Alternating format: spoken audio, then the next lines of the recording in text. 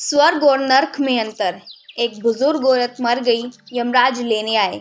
औरत ने यमराज से पूछा, आप मुझे स्वर्ग ले जाएंगे या नरक? यमराज बोले, दोनों में से कहीं नहीं। तुमने इस जन्म में बहुत ही अच्छे कर्म किए हैं, इसलिए मैं तुम्हें सीधे प्रभु के धाम ले जा रहा। बुजुर्ग औरत खुश हो गई, बोली, धन्यवाद, पर मेरी आपसे एक विनती है।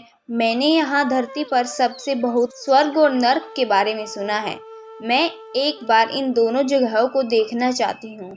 यमराज बोले, तुम्हारे कर्म अच्छे हैं, इसलिए मैं ये तुम्हारी इच्छा पूरी करता हूँ। चलो हम स्वर्ग और नर्क के रास्ते से होते हुए प्रभु के धाम चलेंगे। दोनों चल पड़े। सबसे पहले नर्क आया। नर्क में बुजुर्ग औरत ने जोर जोर से लोगों के रोने की आवाज़ सुनी। वहाँ नर्क में सभी लोग दुबले पतले और बीमार दिखाई दे रहे थे। औरत ने एक आदमी से पूछा, यहाँ आप सब लोगों की ऐसी हालत क्यों है? आदमी बोले, तो और कैसी हालत होगी? मरने के बाद जब से यहाँ आए हैं, हमने एक दिन भी खाना नहीं खाया। भूख से हमारी आत्माएं तड़प रही हैं। बुजुर्ग औरत की नज़र एक विशाल पतीले पर पड़ी, जो कि लोगों के हद से करीब 300 फुट ऊंचा होगा। उस पतीले के ऊपर एक विशाल चम्मच लटका हुआ था। उस पतीले में से बहुत ही शानदार खुशबू आ रही थी। बुजुर्ग औरत ने उस आदमी से पूछा, इस पतीले में क्या है? आदमी मायूस होकर बोला, ये पतीले बहुत ही स्वादिष्ट खीर से हर समय भरा रहता है। बुजुर्ग औरत ने हैरानी से पूछा, इसमें खीर है तो आप लोग पेट भर के ये खीर खाते क्यों नहीं? भूख से क्यों तड़प रहे हैं? आदमी रो रो कर बोला, कैसे खाएं? ये पतीला 300 फीट ऊंचा है। हम में से कोई भी उस पतीले तक नहीं पहुंच पाता। बुजुर्ग औरत को उन पर तरस आ गया।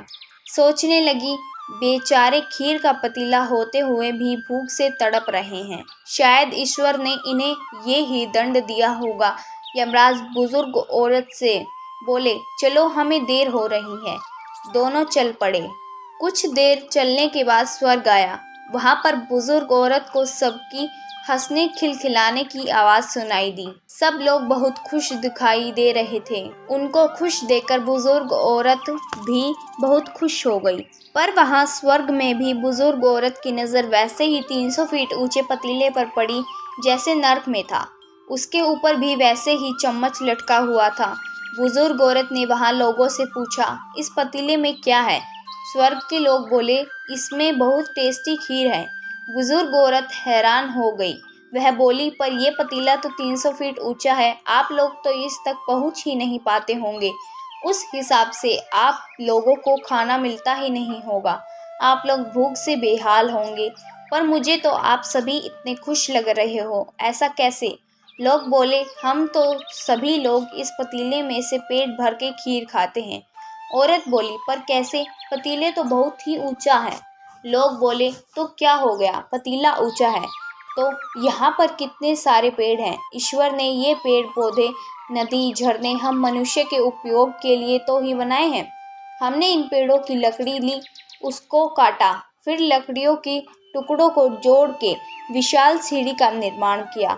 उस लकड़ी की सीढ़ी के सहारे हम पतीले तक पहुँचते हैं और सब मिलकर खीर का आनंद लेते हैं। बुजुर्ग औरत यमराज की तरफ देखने लगी। यमराज मुस्कुराए और बोले, ईश्वर ने स्वर्ग और नर्क मनुष्य के हाथ में ही सौंप रखा है। चाहे तो अपने लिए नर्क बना ले, चाहे तो अपने लिए स्वर्ग। ईश्वर ने सबको एक समान हालतों में डाला है। उसके सभी बच्चे एक समान हैं। वो किसी से भेदभाव नहीं करता। वहाँ नर्क में भी पेड़ पौधे सब थे, पर वो लोग खुद ही आलसी हैं। उन्हें खीर हाथ में चाहिए। वो कोई कर्म नहीं करना चाहते, कोई मेहनत नहीं करना चाहते, इसलिए भूख से बेहाल हैं। क्योंकि यही तो ईश्वर की बनाई इस दुनिया का नियम है। जो कर्म करेगा, मेहनत करेगा, उसी को मीठा फल खाने को मिलेगा।